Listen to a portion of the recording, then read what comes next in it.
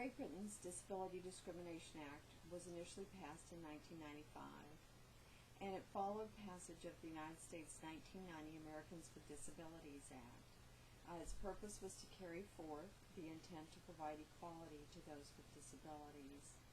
And the Disability Discrimination Act is described by many within Great Britain as less far-reaching and less specific as its American counterpart. For purposes of the policy below, the definition of disability in the DDA is a physical or mental impairment which has a substantial and long-term adverse effect upon the ability to carry out normal day-to-day activities. Today I'm going to look at the education of disabled persons and further in higher education of disabled persons, Part 4, Section 29 and 30 under the DDA.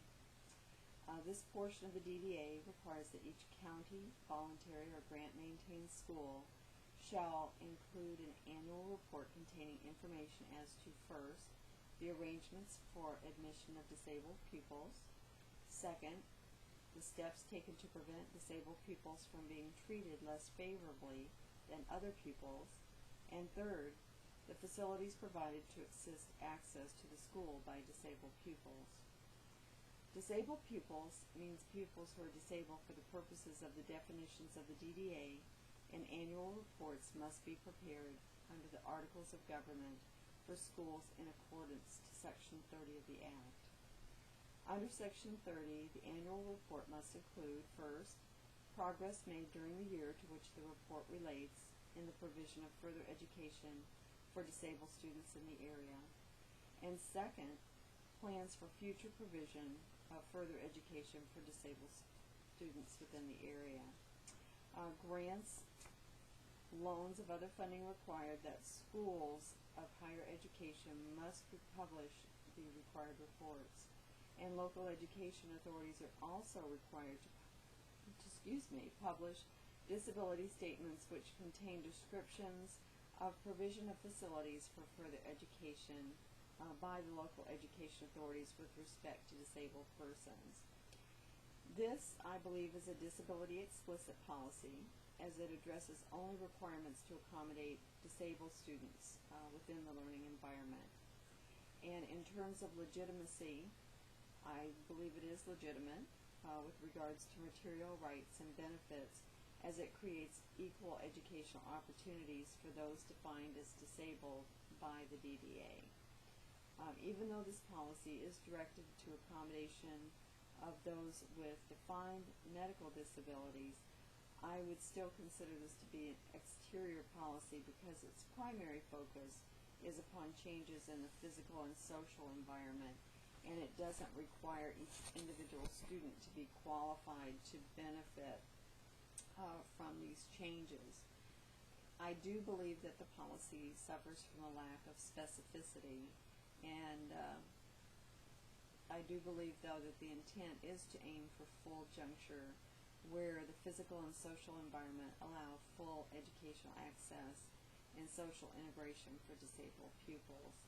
Reports do require for future provisions and a yardstick of progress made to date in moving towards that goal. One gray area that I question is whether or not full accessibility is provided to the students.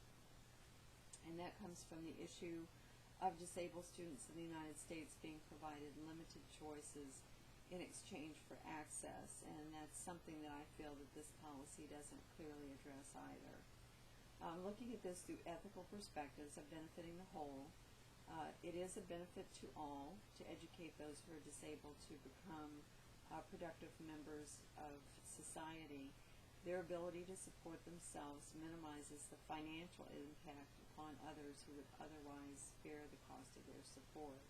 And also, from looking at the market and the polis, from the view of the polis, mainstreaming disabled students into the educational system by correcting the physical and social barriers incorporates these individuals into the community as valued members whose differences can strengthen the whole.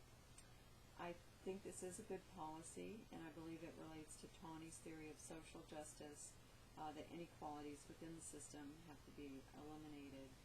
This ties in with the interactive model of disability, which states that disability is an outcome of the interaction between attributes of the individual and the entire physical, social, attitudinal, political, and cultural world in which the individual lives. This policy seeks to correct those interactions, and I believe it also falls within the social model of disability that I believe policies in Great Britain do attempt to address.